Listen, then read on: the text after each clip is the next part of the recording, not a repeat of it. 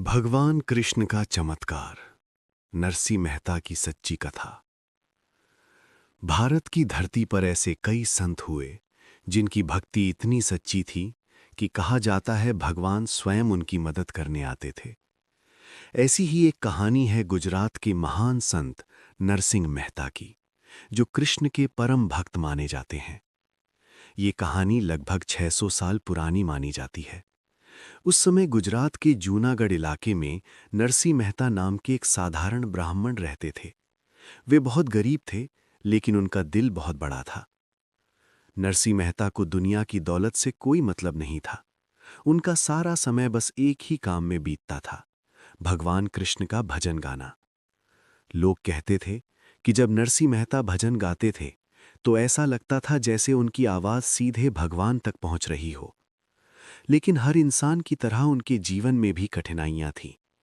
उनके परिवार के लोग अक्सर उनसे नाराज रहते थे। कारण ये था कि नरसी मेहता कोई काम नहीं करते थे।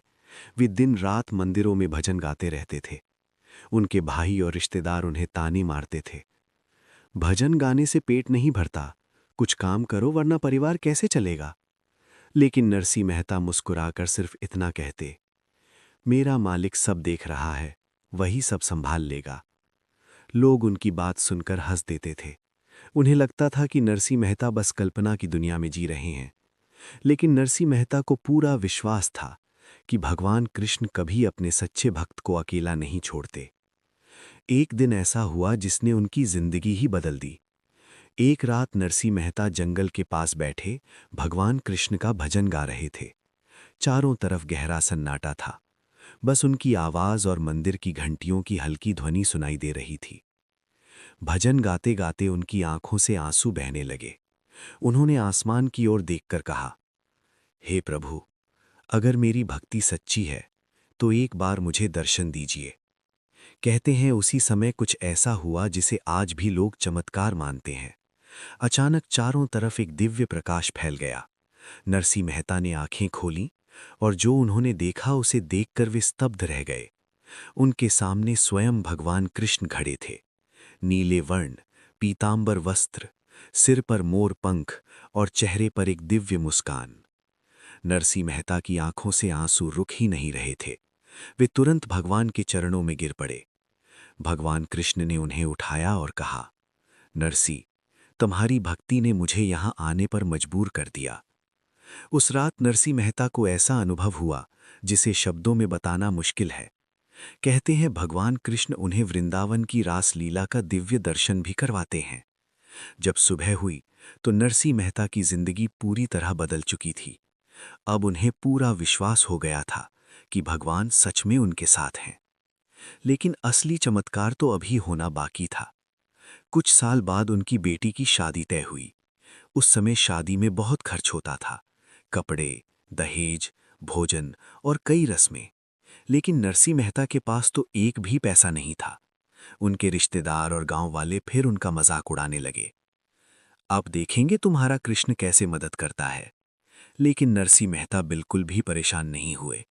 उन्होंने बस आंखें बंद कीं और भगवान से कहा, प्रभु, ये आपकी बेटी की शादी है, अब सब आपकी जिम्मेदारी है।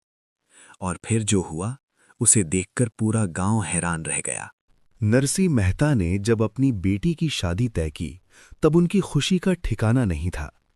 हर पिता की तरह वे भी चाहते थे कि उनकी बेटी की शादी बहुत अच्छे से हो। लेकिन सच्चाई ये थी कि उनके घर में गरीबी के अलावा कुछ भी नहीं था। न घर में सोना था, न पैसे, न अच्छे कपड़े और न ही शादी के खर्च के लिए कोई इंतजाम। उनकी पत्नी बहुत परेशान रहती थीं। एक दिन उन्होंने नरसी मेहता से कहा, आप दिन रात भजन करते रहते हैं, लेकिन बेटी की शादी कैसे होगी? समाज में हमें भी इज्जत से रहना है। नरसी मेहता ने मुस्कुराकर कहा, चिंता मत करो, ये सब भगवान कृष्ण की लीला है। जब समय आएगा सब अपने आप हो जाएगा। लेकिन ये बात उनकी पत्नी को समझ नहीं आई।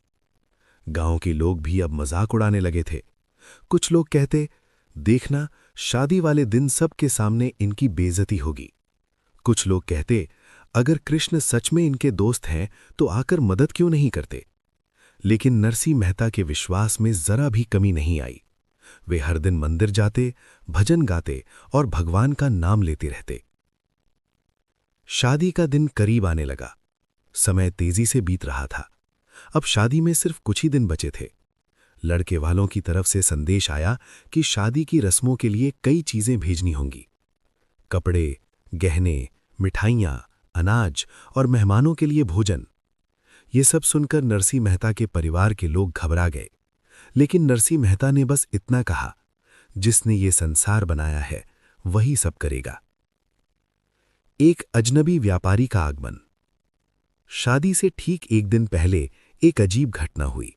सुबह सुबह गांव के बाहर से कई बैलगाड़ियां आती दिखाई दीं। उन बैलगाड़ियों में ढेर सारे संदूक, कपड़े और सामान भरे हुए थे। गांव वाले हैरान रह गए। सब सोचने लगे, ये सब किसके लिए है? जब बैलगाड़ियां नरसी मेहता के घर के सामने रुकीं तो लोग और भी ज्यादा चौंक गए। एक सुंदर और तेजस्वी व्यापारी उन गाड़ियों से उतरा। उसने नरसी मेहता को नमस्कार किया और कहा, मैं द्वारका से आया हूं। आपके मित्र कृष्ण ने मुझे ये सब सामान देने के लिए भेजा है। ये सुनकर सब लोग एक दूसरे का चेहरा देखने लगे। व्यापारी ने कहा, यह आपकी बेटी की शादी के लिए है। फिर उसने एक एक करके संदूक खोलना शुरू किया। अंदर से निकले सोने के गहने, रेशमी कपड़े, कीमती साड़ियां, ढेर सारी मिठाइयां, अनाज और शादी का पूरा सामान। ये सब देखकर गांव वाले हैरान रह गए। इतना सामान तो गांव के सबसे अमीर लोगों के घर में भी नहीं था। नरसी मेहता की पत्नी की आंखों में आंसू आ गए। उन्हें समझ नहीं आ रहा था कि ये सब कैसे हुआ। लेकिन नरसी मेहता मुस्कुरा रहे थे। उन्होंने धीरे से कहा, मैंने कहा था ना, मेरा कृष्ण सब संभाल लेगा। अगले दिन शादी बहुत धूमधाम से हुई। पूरा गांव उस शादी में शामिल हुआ। सब लोग कह रहे थे, ऐसी शादी हमने कभी नहीं देखी। खाने पीने का इतना इंतजाम था कि कोई कमी ही नहीं थी। गहने और कपड़े इतने सुंदर थे कि लोग देखते ही रह गए। सब लोग उस व्यापारी की तारीफ कर रहे थे जिसने ये सब भेजा था। लेकिन शादी के बाद जब लोग उस व्यापारी को ढूंढने के लिए लगे तो वो कहीं नहीं मिला। गांव के बाहर भी नहीं, किसी रास्ते पर भी नहीं। ऐसा लगा जैसे वो अचानक गायब हो गया हो। कुछ दिनों बाद नरसी मेहता मंदिर में भजन गा रहे थे। अचानक उन्हें वही दिव्य प्रकाश दिखाई दिया और फिर उनके सामने भगवान कृष्ण प्रकट हुए। भगवान मुस्कुराते हुए बोले, नरसी, बेटी की शादी अच्छी तरह हो गई ना? नरसी मेहता की आंखों से आंसू बहने लगे। उन्होंने भगवान के चरणों में गिरकर कहा, प्रभु, वो व्यापारी आप ही थे ना? भगवान कृष्ण मुस्कुराए, लेकिन कुछ नहीं बोले, बस धीरे धीरे प्रकाश में विलीन हो गए। जब ये बात पूरे गांव में फैली तो लोगों का विश्वास और भी बढ़ गया। जो लोग पहले नरसी मेहता का मजाक उड़ाते थे, अब वही लोग उनके चरण छूने लगे। सब समझ गए कि सच्ची भक्ति में इतनी शक्ति होती है कि भगवान को भी धरती पर आना पड़ता है। सच्ची भक्ति में कभी संदेह नहीं होना चाहिए, क्योंकि जब विश्वास सच्चा होता है तो भगवान किसी न किसी रूप में मदद करने जरूर आते हैं। अगर ये चमत्कारी और दिल को छूने वाली कहानी आपको पसंद आई हो तो कृपया इस वीडियो को लाइक जरूर करें, इसे अपने दोस्तों और परिवार के साथ शेयर करें और हमें कमेंट में जरूर बताइए कि आपको इस कहानी से क्या सीख मिली। ऐसी ही सच्ची और अद्भुत कहानियां देखने के लिए हमारे चैनल को सब्सक्राइब करना न भूलें, क्योंकि यहां आपको मिलती हैं भक्ति, चमत्कार और सच्ची आस्था की कहानियां जो दिल को छू जाती हैं। नमस्कार।